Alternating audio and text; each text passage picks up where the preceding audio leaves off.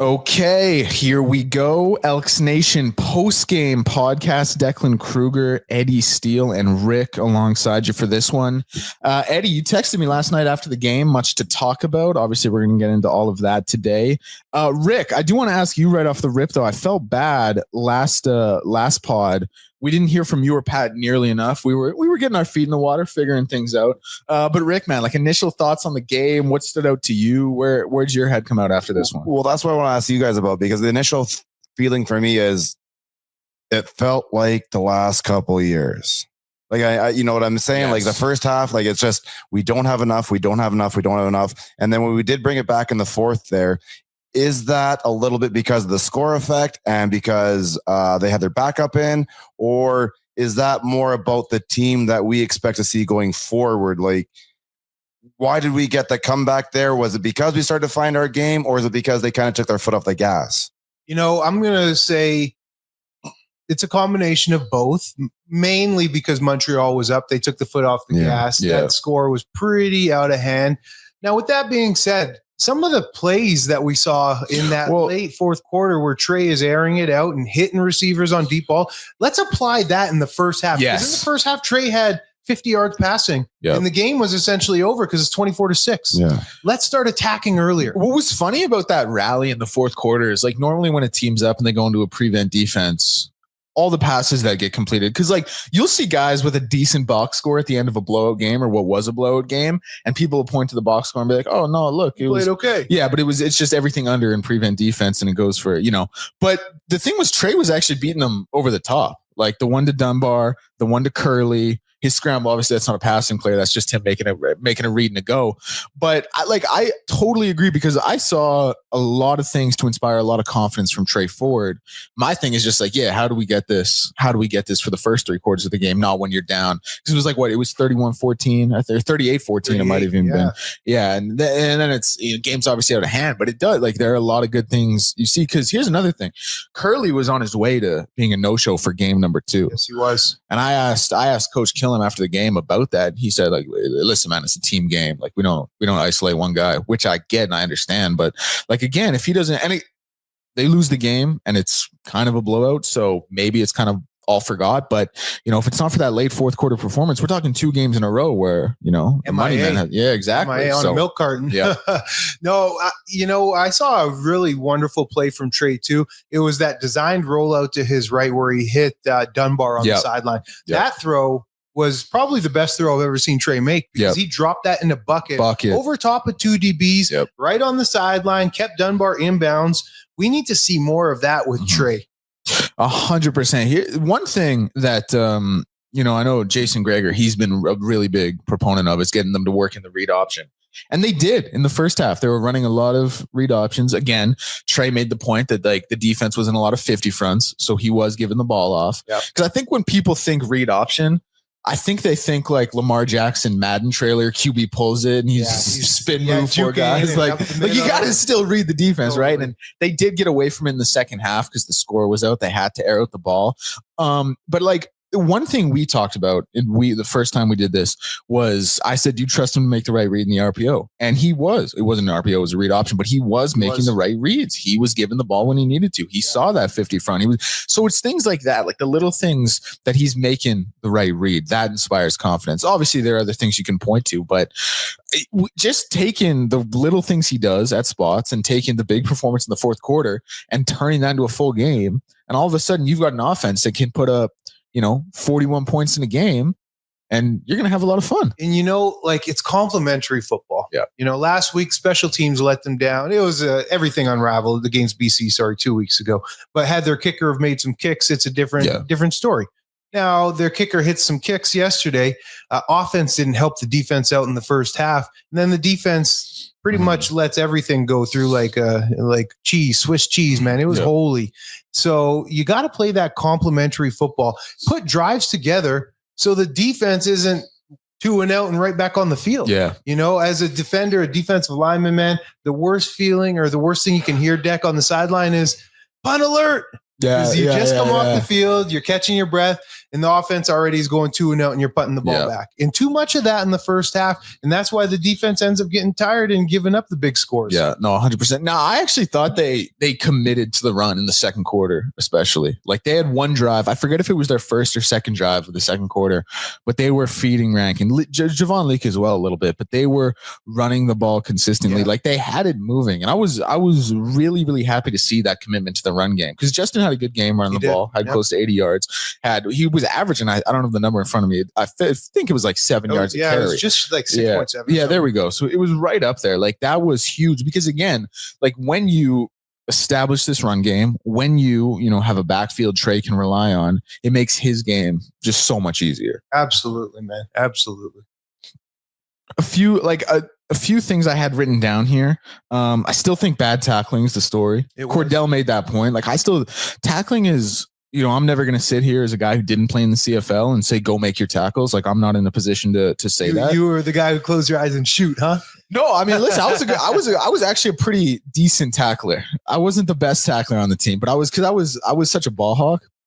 That was always my game. Cause I remember like one guy told me, like, one of my teammates, he was like, would you rather go for the hit or go for the ball? And I said, I'm always going for the ball. Like, I always want to flip possession, but I wasn't a terrible tackler. But my point being, like, tackling is so fundamental. Like, it's just one of those things that it's so, again, I don't want to, sit here and tell a CFL athlete it's easy to do, but for lack of better words, it's easy to do right. You know what I mean? It is. And when you're talking about tackling, you don't even need to have technique, man. It's a desire. Yep. It's a sheer mental desire. I'm going to go in. I'm going to take this dude down. It doesn't matter how. It's going to hurt probably to a degree, but I'm going to take him down. And that's all it is, man. It's mano-a-mano. Yeah. One thing that really disappointed me, and I know JC's a young defensive coordinator, still figuring things out in the league, but I just felt like the corners, and I brought it up with Cordell, they were so far off, especially the wide corners. Really and that soft. allowed for so much little short yardage passes to get completed, and then you got to take 2 steps and it's a first down.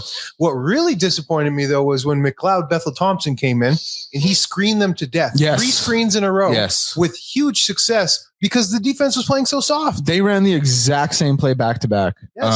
And I forget which quarter it was, but it was MBT and it went for like a total of 45 yards. It was the exact same set all the way through, same everything. They did 2 wide receiver screens and then a running back screen. And they all went for first downs, big yardage, because the coverage was so deep. Like, and here's the other thing. Here's another thing I wrote down, just to that point. Cause DBs don't really like to tackle. Wide receivers don't really like to block. They doing their fake thing down the sideline. They look busy. But Montreal's wide receivers actually block. Now, to be fair, on a wide receiver screen, you have to block. You can't fake it. Like, you got to be blocking there. But I'm saying, like, even like on any passing set, on any running set, like, their wide receivers actually block. They have a real commitment to blocking. Moss. Yeah. Jason Moss. Just culture setter. Culture. He's a coach, a no nonsense coach, and he's a coach with that dog mentality. Yeah. Receivers, they can tend to be divas, but not in his offense. I want you guys being physical. You're going to be engaged, run blocking, and look at the success they have when you have receivers with that mentality. Yep. Yeah. And like their defense, they disguise their coverage as well. They disguise their blitz as well. Like, that was a point of emphasis going into the game, but they really did do well. I thought they got penetration really well. Their D line.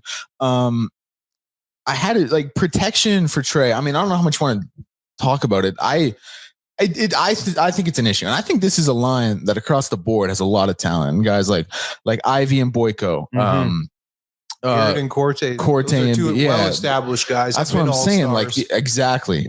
Corte just got the extension. Like, it's a great line on paper, but I don't know if I remember it or noticed it as much in the BC game. But this game, especially Montreal, it was constant penetration and constant pressure and no time for Trey. So, hometown boy Luau Ugwa, he had a big game. Yeah, he did.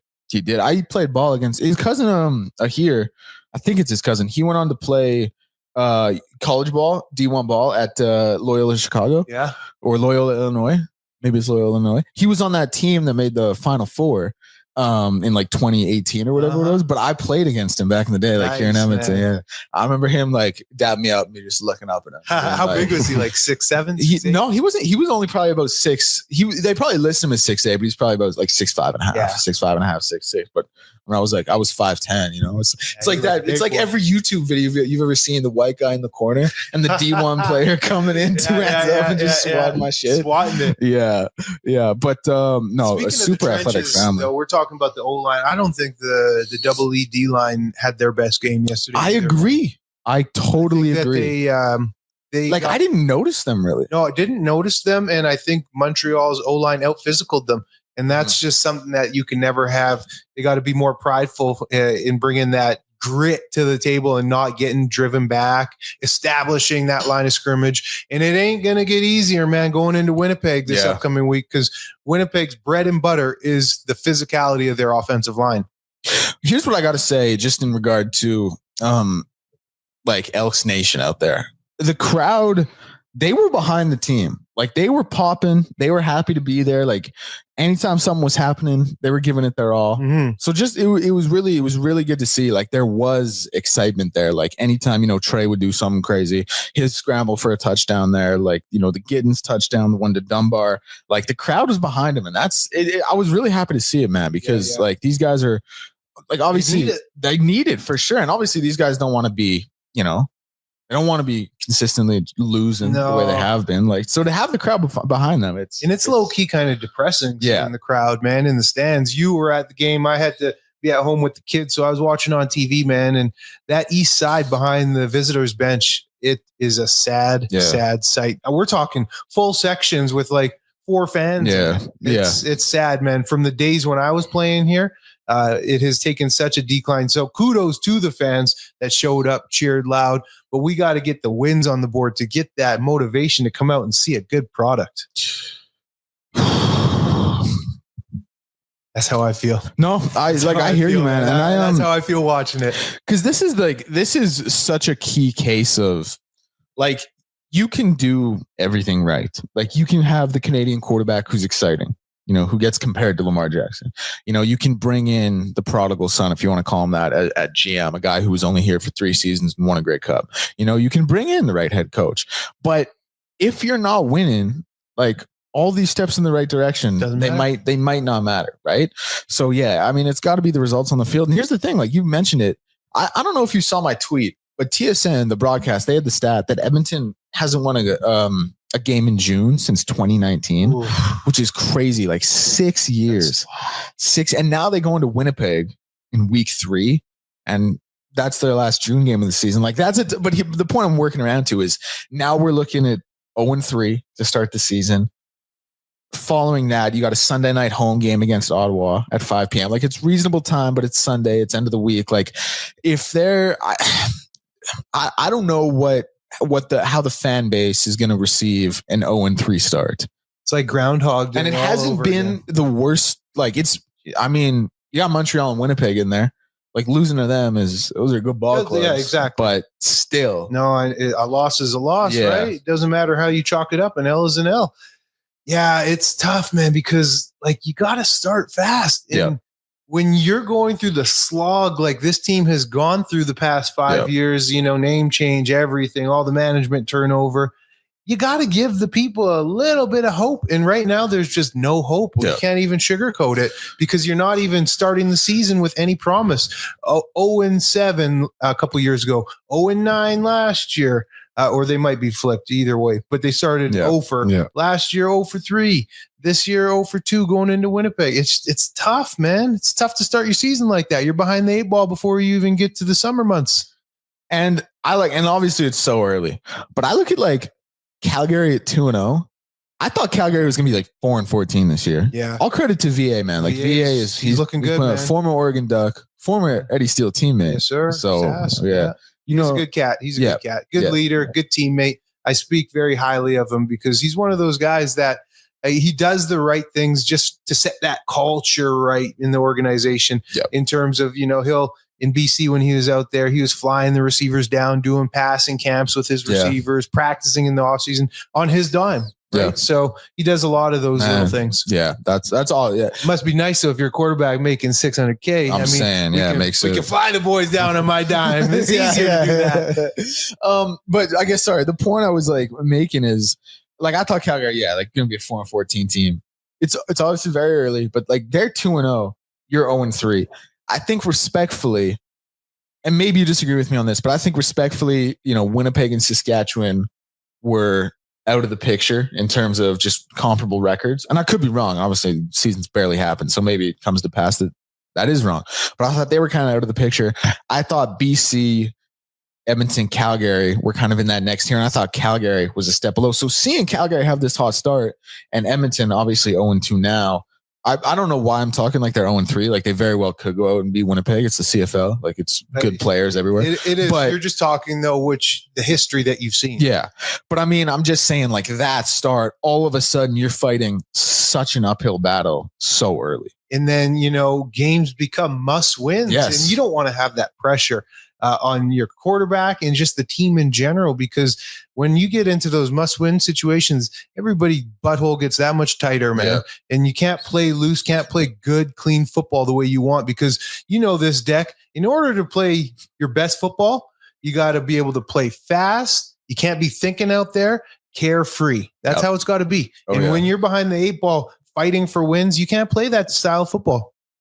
Rick, is there anything we're missing that we haven't touched on that you're kind of sitting there thinking like, man, like when are these guys gonna get to it? Well, you guys are bringing up that you got to win the battle in the trenches, right? And you said Montreal, that's in their blood. How long does that take to filter through the team? Because a guy like JC, I feel like when he was playing, that's what he was doing, right? And you bring a guy from up from Calgary and the coach kill him. I feel like that's kind of what he was doing. That's kind of what I expected out of this team early. Like it's going to take a minute to find your game, but at least you can get in there and get dirty and do the hard things right now. But we didn't see anything from the defensive line last game.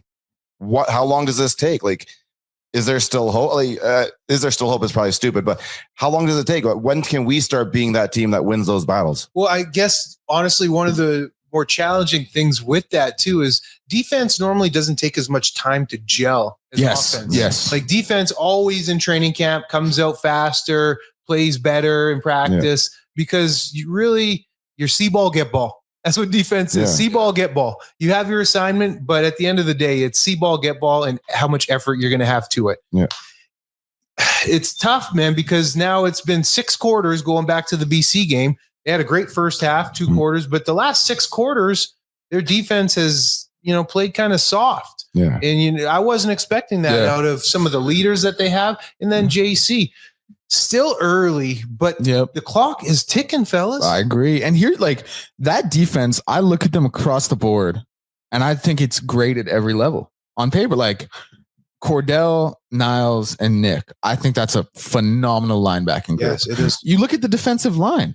I mean, Serezna, Smith, Brinkman. Those were all guys who were on Toronto's line last year that won a Grey Cup and were a vital part of it. You know what I mean? Like and the DBs, we talked about Terrell Ford. I love Terrell Ford. Royce Mechie, good Canadian boy. Like I think it's good at every level. It just hasn't appeared there in the games or in the results. And that's what's really frustrating. Here's another thing. Every time I see Brandon Barlow on the field, I'm like, what's a Darius Bowman doing down there playing defensive end? Like I can't shed the number 4 from my mind. I know that's what I'm saying. I'm like, what, Darius? When did you come back? Totally what are you doing, bro?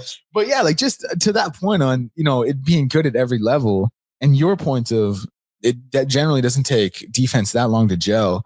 You do wonder like when's it going to click? Like like is it this game? It's got to be this game. You know what I mean? So they were so promising too. That first BC game. Yeah, like they did a really good job against the run and Nathan Rourke in that first half. But then it got away from them, and here we are, man. Do you have someone who sticks out to you, your defensive player of the game, offensive player of the game? I would give my offensive player of the game probably to Rank. I agree because I think again this is what we talked about a little bit. Like people might check the box score and see Trey Ford had over 300 yards, decent completion percentage. They're going to look at Stephen Dunbar, seven targets, 7 catches, 97 yards.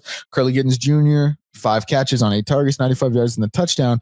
But when you watch the game, like I felt like what Justin Rankin did was the most valuable for setting the tone, for consistency, for like whatever you needed. So I totally agree. He'd be mine as well. In those numbers, like you said, with the receiving numbers, Trey Ford pass, that can be misleading because a lot of that came in, yes. I don't want to say garbage time, but it because he did show out, but it came when, Montreal let the foot off the gas. They're up 3 touchdowns. So, okay, they'll give up a little bit for sure. So, I would give it to Rankin. All that, we've said it so many times now, Deck, all the passing and all that, bring that earlier in the game. Yeah.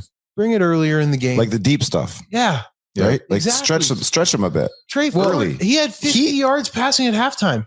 Yeah. Like that's not keeping you in a game. No. He was like, 8 of 11 for 50 yards. Yep. And a brutal pick. That's on Mathis. I'm putting I had a bad angle of it because the way for me, you're saying he's just got to go up and get that one. He's the ball was underthrown. Yes. There ain't no denying. Here's another one. And I gave him a lot of credit when it happened, but Curley's touchdown, he actually underthrew that one as well. Yeah, he did. Curley made a play on it, But Mathis, that ball, 60-40 on Mathis. It could have been a better ball, but Mathis at 6'7", you got to stick your foot in the ground. He was going backwards. Fight, yes. Go to the ball. You got to fight for that ball. Because the D-back's coming in to get it. Go to the ball before he can get it for you. Go up and high point it. Yeah. Don't let that thing drop in the bucket. Go and get that. Use your size. Fight for it. You got a defensive player of the game? Someone who sticks out? Oh, man. Probably Anderson. Yeah. Led the game in tackles. Just kind of always him. Yeah, right? He's a machine. Even when, he's up at the line of scrimmage, for example, and the play busts behind him. He ran down that dude. He ran down that dude. That's exactly what I'm thinking of. That's the play. In hustling, man. You're out of breath and you got to get back and do it again. I actually thought Terrell played really well in the first half. Then I didn't really notice him in the second half as much, but I thought he was a guy who deserved a shout.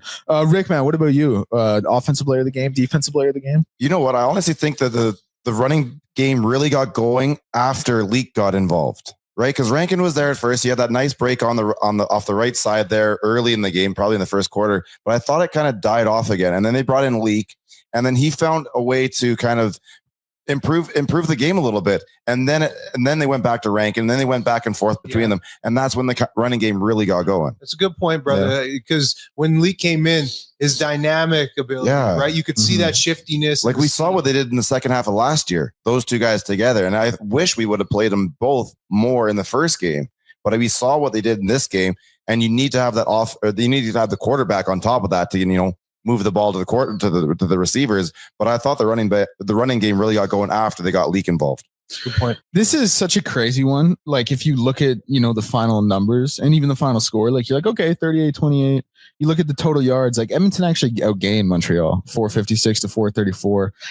Rushing yards, they had almost 50 more rushing yards. They had a better red zone completion percentage, but like the game, that wasn't the game. Like the game wasn't that close. You know what I mean? Yeah. Like it's misleading. So that's just, I'm not obviously calling anybody out or singling anyone or anything like that, but there are people out there who sometimes, just kind of look at the box score to build narratives and build narratives around players, around teams. And like this game to me is a perfect example of why not to do that. You look at the numbers, you're like, oh, that's pretty much same amount of first downs, more total yards for you look across the board and it looks 300 yards pass. Yeah. But I mean, the context of the game is wildly different. Yeah. Where do you both come out on Killam going for that first onside kick? Hated it. I just didn't get it. You had that was the only momentum you'd had all game. And I get that defensively you weren't shutting them out, but MBT's in. There's 14 minutes left in the fourth quarter. Yeah. Why not go put your defense on the field and trust in them? Exactly. Yeah. Trust the D. And it wasn't even a surprise. I knew that just in my heart that something was going to be coming. His run up to it made me think he was squibbing it. Yeah. Yeah. I didn't agree with it, but then they get the other one.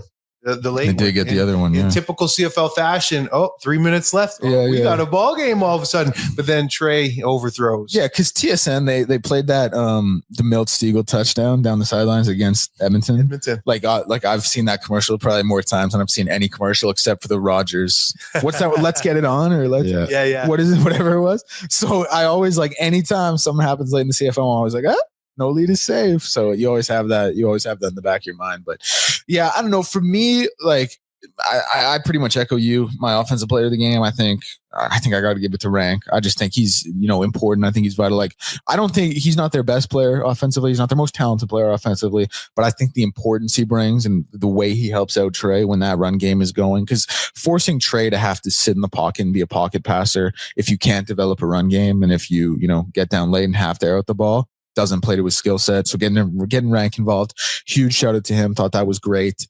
Defensive player of the game. Yeah. I mean, like it's probably just got to be Nick, right? Like he's I mean, he's the guy who's always there. He's always making plays. So when you're getting torched the way they did, because make no mistake, they got torched 38 points now. It's tough to find, the silver lining on defense, but you look at Nick Anderson's tackles. On the lighter side of things, Nanook is back. Did you see that one? In flying around in the Edmonton Eskimos truck? Yeah, how we feel about that one? Culture setter. Man. Yeah, I'm proud of it. If you want to take it there, Deck, I mean, I didn't see an elk logo around the stadium and haven't seen an elk logo for quite some time. It seems like they're making a little bit of a move away from that direction. Yeah. I think that there'll be a name change. I do too. How long?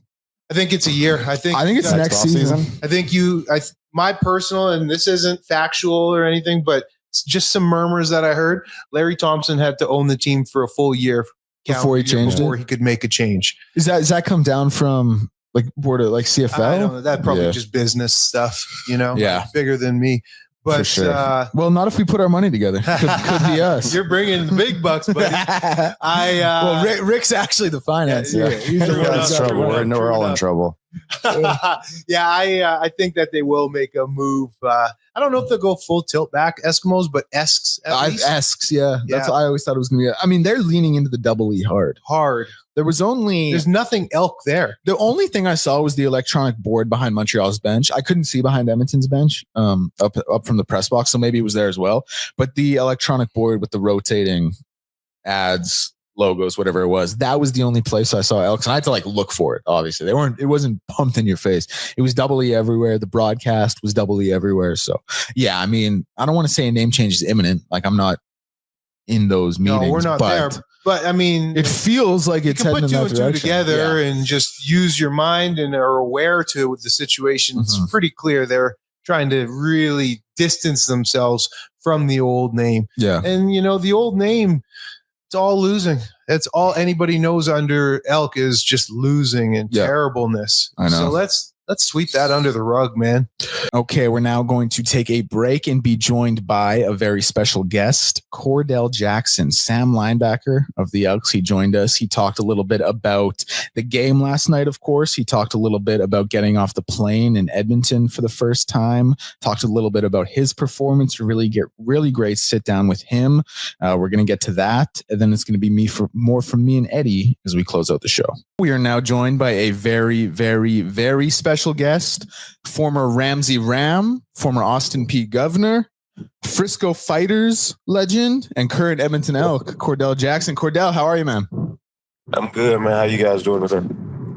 We're doing pretty well. I mean, Eddie, you're doing well. Everything's at it for sure. So Cordell, the first thing I wanted to ask you about, and I talked to Coach Kilma about it after the game, it seemed like Montreal, they were running, 5 to 10 yard outs, 7-yard curls, wide receiver screens to like a 100% completion rate. Like the curls, especially really exploiting some of the soft spots in the zone. I mean, as a defense, like how frustrating is that for you? You're giving up these small plays, play after play after play. It just seems to be the same thing over and over and over. And like I said, it doesn't matter who's in it, quarterback, it doesn't matter what they're doing. It just seems to have this 100% completion rate.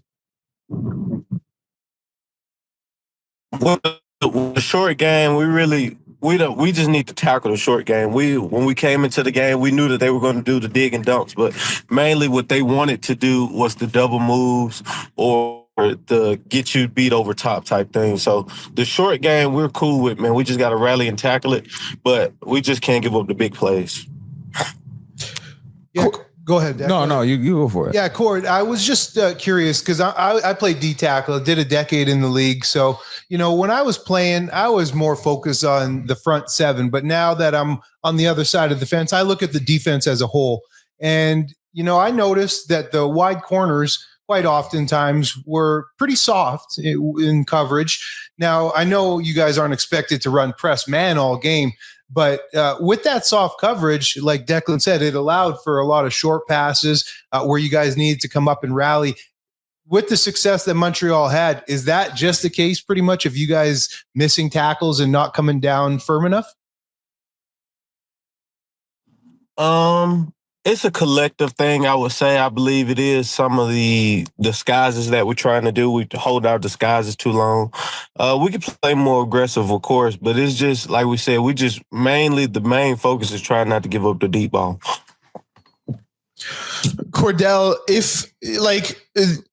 we as fans, we don't see what goes in at practice every day, right? Like we don't see the team meetings, we don't see the walkthroughs, we don't see, the work that gets put in. Sometimes they just see the games, things like that. So I mean, for all the fans out there, what would you say to them to inspire confidence in the defense?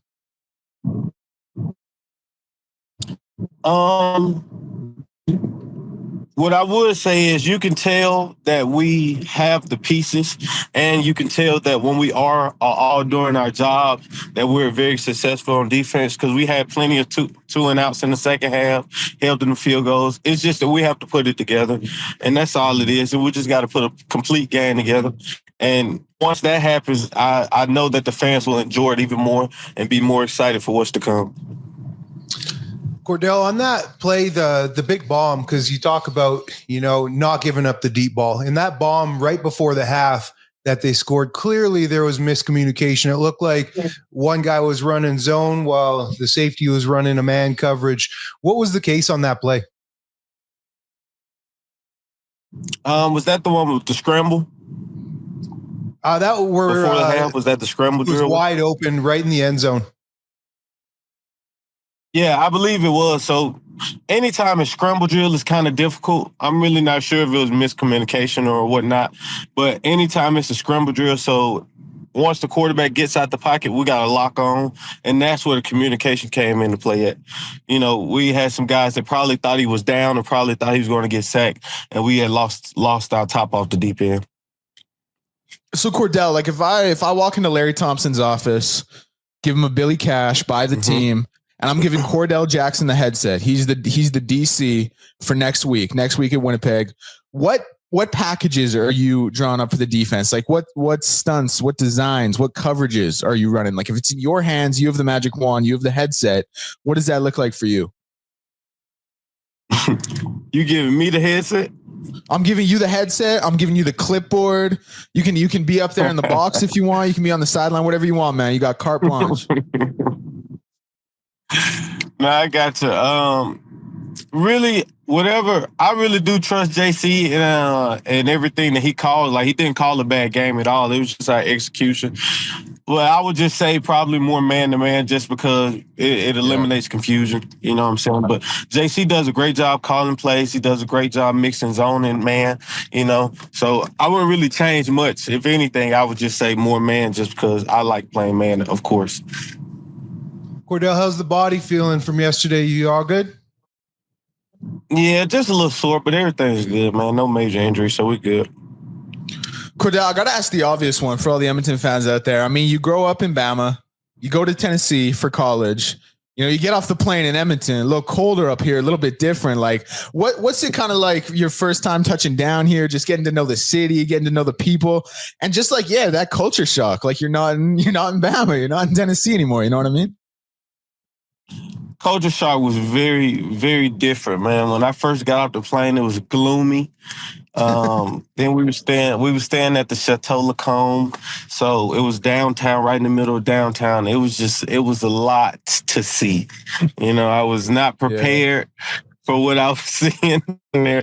But at the end of the day, I knew what I was here to play. I knew why I was here, and it was to play football and just build. This is really, like I said, like my new family, man. So I'm just trying to build a new environment for home and just to call it home. And that starts with on the field, actually. So everything else just a plus, man. And once you get out of downtown, downtown's not all bad either because, when you go to Rogers Place, there's a lot of food places down there.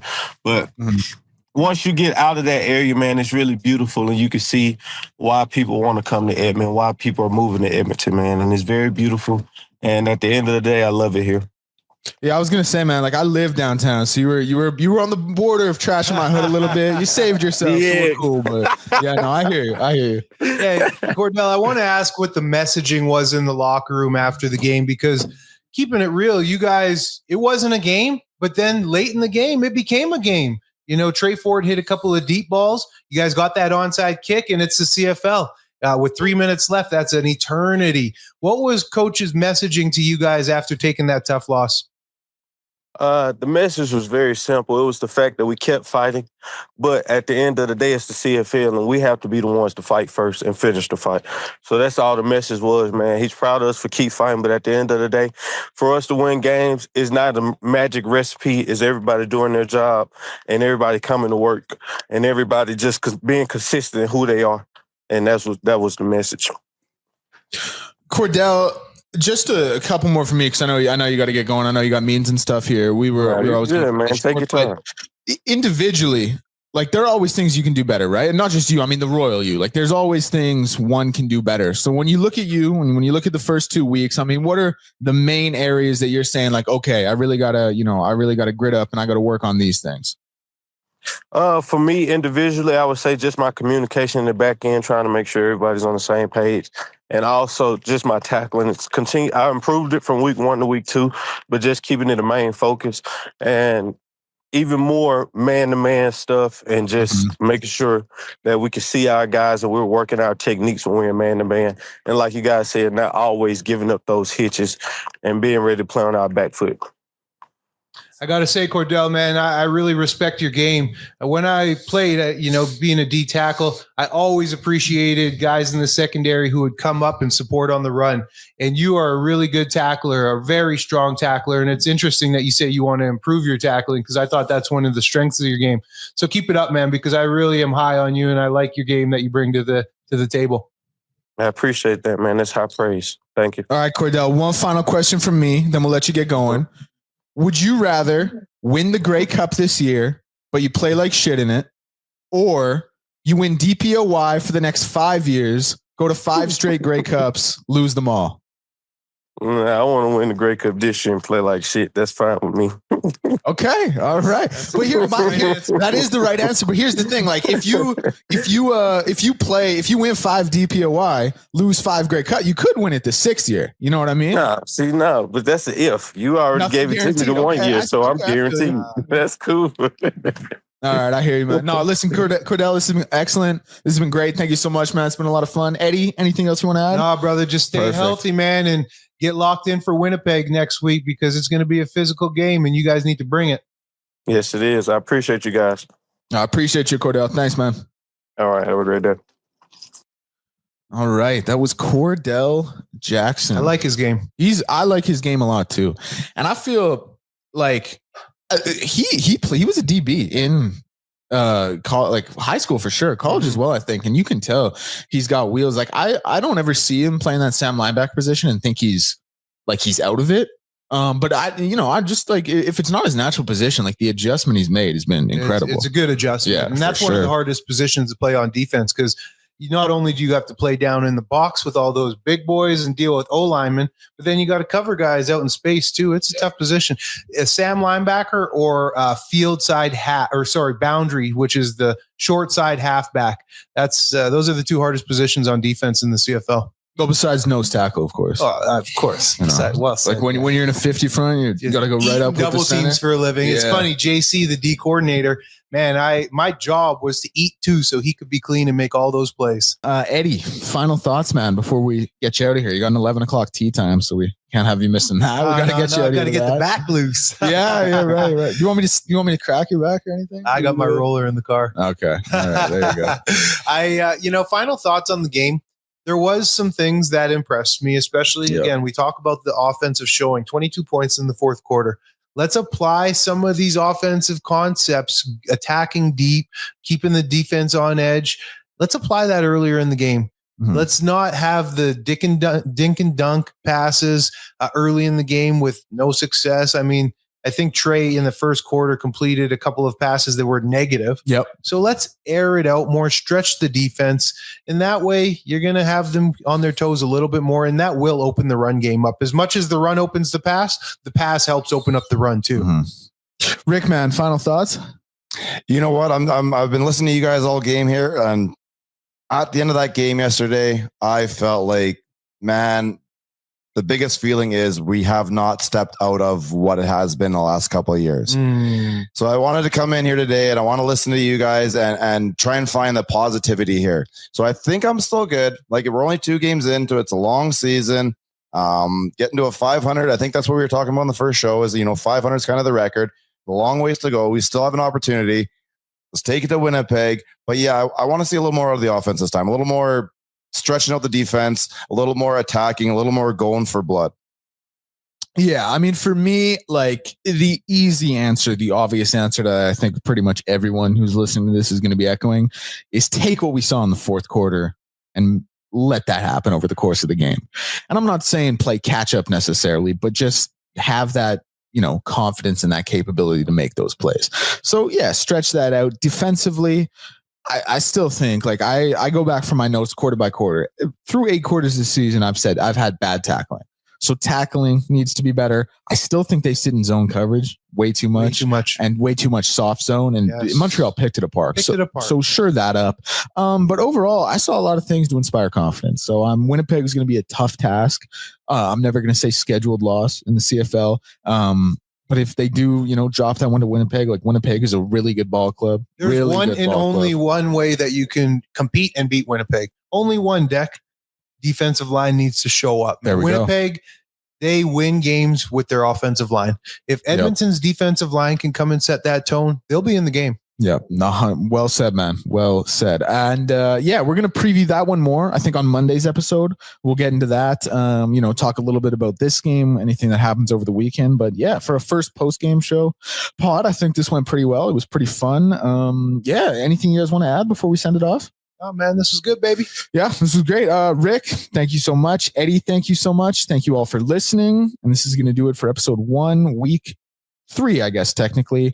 Edmonton Elks post-game pod.